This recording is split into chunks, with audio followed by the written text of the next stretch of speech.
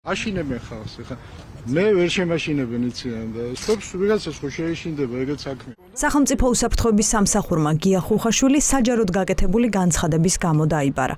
ბიძინა ივანიშვილის ყოფილ მრჩეველს 4 საათის განმავლობაში თხოვდნენ პასუხს, რატომ ისაუბრა ირანის გავლენებზე ღიად და რას ეყრდნობოდა მისი ანალიზი მომდინარე რისკებზე.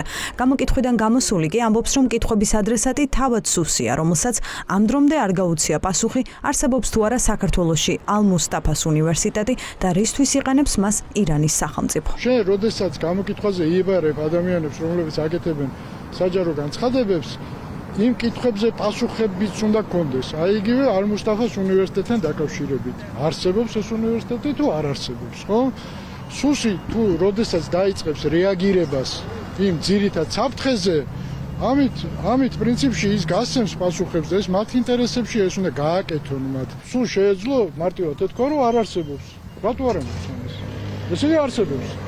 ამ დროს ჩვენ ვიცით, რომ ალ-მუსტაფას უნივერსიტეტი არის სანქცირებული ჯაშუშური საქმიანობის გამო. ითუმეტეს თუ აკრედიტაცია არ აქვს და არალეგალურად მუშაობს, კიდევ უარეს. ეს ირანული ალ-მუსტაფას უნივერსიტეტის ქართული წარმომადგენლობის კურსდამთავრებულების ფოტოებია. მასალების საჯაროა და წესით ამ სწავლების შესახებ სუსმა დიდი ხანია უნდა იცოდეს. სწორედ ამ უნივერსიტეტზე წერს ჰადსონის ინსტიტუტი კვლევაში, სადაც ნათქვამია, რომ საგანმანათლებლო ცენტრს ირანი გავლენების გასაძლიერებლად იყენებს და ფაქტობრივად რბილი ძალის ინსტრუმენტად აღიქვამს. რადიო თავისუფლება ჯერ კიდევ შარშან წერდა, რომ ირანული სასწავლებლის ფილიალი 15 წელია საქართველოს 3 ქალაქში ფუნქციონირებს, თუმცა არ აქვს აკრედიტაცია. მამუკა მდინარაძის უწყება კი გამოკითხვაზე დაბარებულებს არწმუნებს, რომ ირანის გავლენებზე მეტჯერ აღარ ისაუბრონ. ეს მცდელობა ჰქონდათ ხუხაშვილთანაც. ხელისუფლება ფიქრობს, რომ იშფოთი რაც ამ განცხადებებს მოყვება რაღაც სახელმწიფო ინტერესებს აზიანებს. მე ფიქრობ, რომ პირიქით არის საქმე, ხო, ჯობია რომ ჩვენ ცოტა შევშფოთდეთ და სახელმწიფო უსაფრთხოება იყოს უზრუნველყოფილი.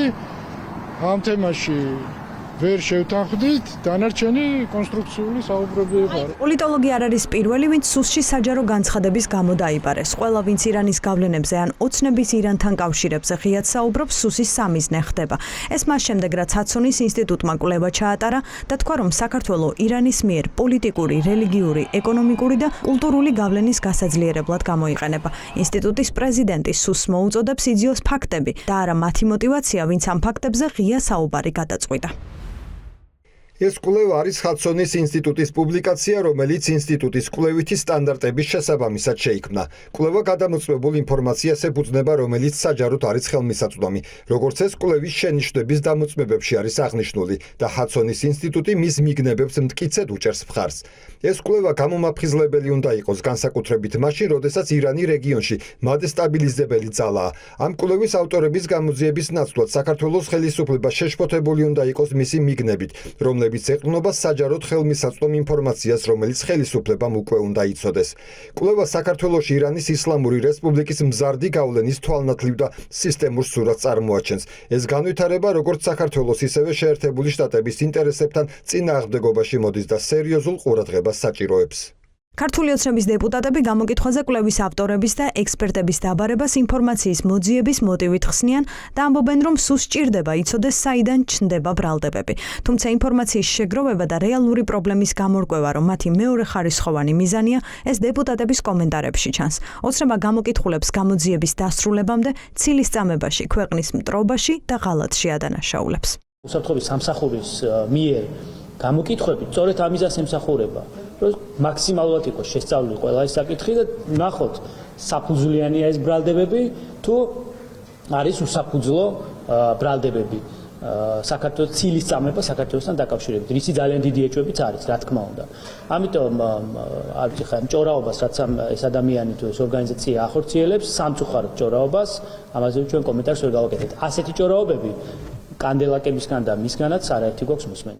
ირანთან კავშირების გამოაშკარავება ქართული ოცნებისთვის პრობლემებს შექმნის. ამერიკელი კონგრესმენი ჯო ვილსონი სოცქსელში წერს, რომ ივანიშვილის პარტიას ახლა სწორედ ამის ეშინია. ოპოზიციაში კი ამბობენ, რომ ქართული ოცნება პრობლემას და მის გამოაშკარავებას ებრძვის და ავტორების გამოკითხვაზე დაბარებით სურს აჩვენოს, რომ ამ თემაზე საუბარიც კი უკვე დანაშაულია.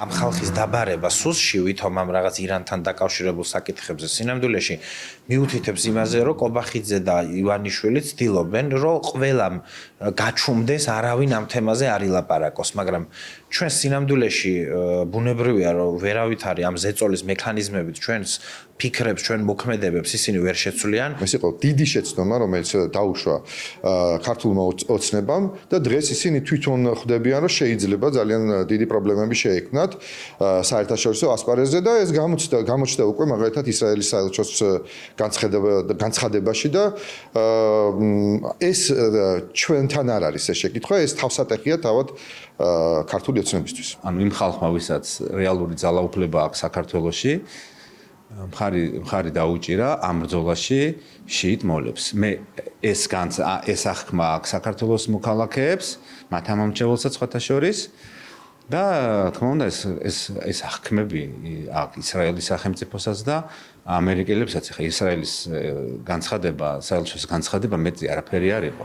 ირანთან კავშირებზე საუბარს, ირანული გავლენების შესახებ კვლევას სუსი უცხო ქვეყნისთვის მტრული საქმიანობით დახმარების მუხლით იძიებს.